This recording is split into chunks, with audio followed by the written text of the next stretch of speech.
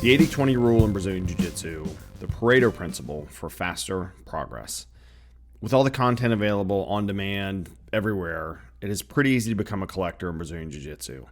You see something online, a rolling Kimura guard pass, a slick inversion into a leg entanglement. If you hit it perfectly, you look like a wizard. You're immediately in a dominant spot. It looks smooth, advanced, impressive. You think, that's it. That's going to be my thing.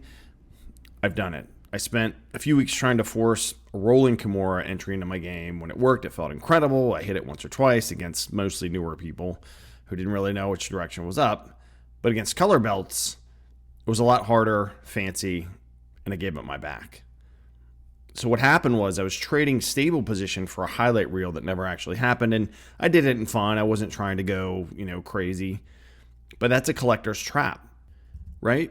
We can hoard techniques like digital junk, if you will. We bookmark instructionals, we save the reels, we think a wider library makes us more dangerous. But to me, complexity can be the enemy of execution. For me in the morning 7 a.m. gi class, the room's quiet, and then a heavy purple belt or upper belt or somebody settles into side control before most people have had coffee. I realize I don't need 1,000 moves. I need the vital few that work when I'm tired, tight, under real pressure. And to me, this is where the Pareto Principle comes in. The 80-20 rule. Roughly 80% of your results come from 20% of your inputs. Right, in elite competition, including ADCC, IBJJF, even local tournaments, a small handful of submissions account for the vast majority of finishes. Rear naked choke, armbar, guillotine, heel hook, arm triangle. Right, it's not hundreds of techniques winning championships. Not that those high-level folks don't know what they're doing, but it's largely the same core attacks executed with precision under pressure.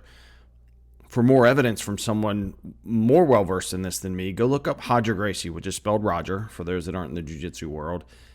He uses the basics at the highest level ever. But if you look at the greatest, including Roger, right, they weren't magicians pulling rabbits out of the hats. They were masters of the basics. The best ever aren't just dominant because they know more moves. They're dominant because their guard retention is airtight, their pressure is suffocating, their back control is clinical, their timing is built on thousands of reps of the same core sequences. It looks like magic because the basics are invisible when they're done perfect, right? Underneath, it's posture, frames, hips, inside control, angle, grip. Nothing exotic, just refined. And I think that applies even more to everyday grapplers like you and me. If you train 2 or 3 times a week, you have a job and a family, aging joints, you don't have the recovery bandwidth to scatter your focus, you need a survival floor, if you will. For me, that survival floor lives in side control escape.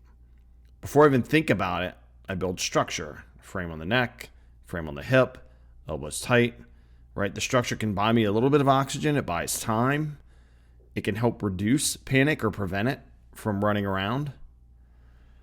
That's where my mantra actually lives. Breathe, frame, survive. It's not motivational, it's mechanical, right? If your frames are solid, you can't be crushed indefinitely, or you can hold off until you can try and make a move. If you can't be crushed indefinitely, you're not afraid of ending up there. And when you're not afraid of the worst case scenario, your offense changes.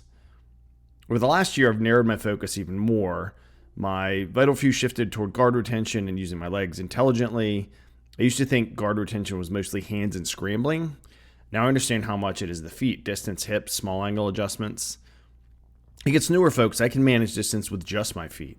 Against other purple belts, it doesn't stop their passes, but I can slow them down. It forces them to work, and that's enough to create some opening. So it's compounding. Right? We see upper belts and think they have magic mojo. They don't. They've compounded the same 20% for years. They aren't doing more, they're doing better. And this principle doesn't stop on the mats. Think about your workday.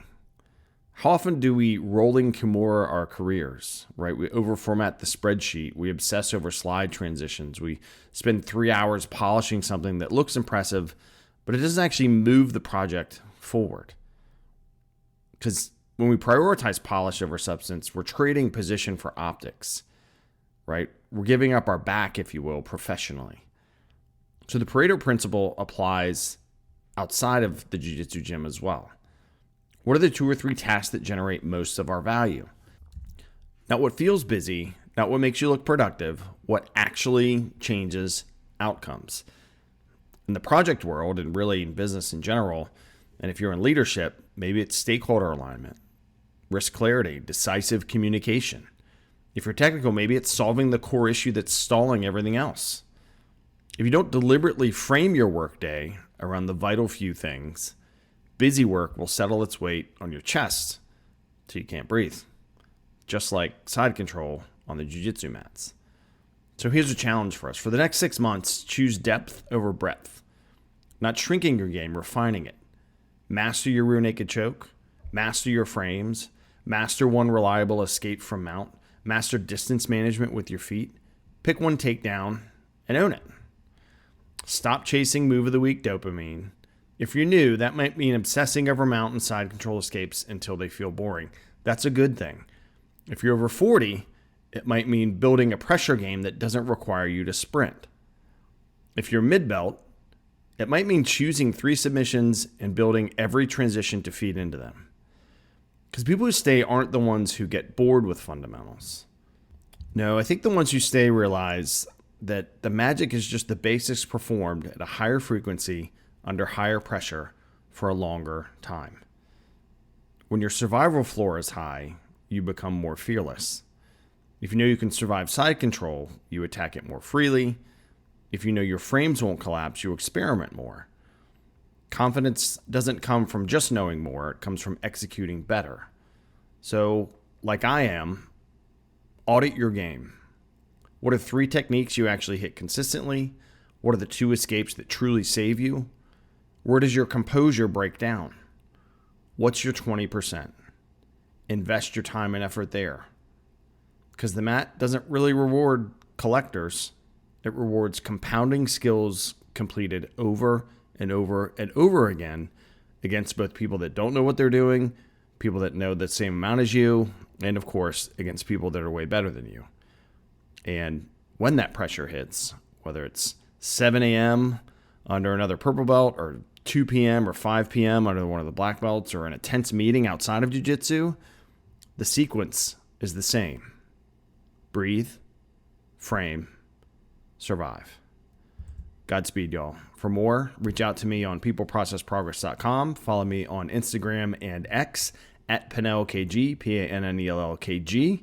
Also, check out the peopleprocessprogress.com website and People Process Progress podcast for more information on life balance and planning and getting stuff done. Thank you so much for listening to the You-Jitsu podcast.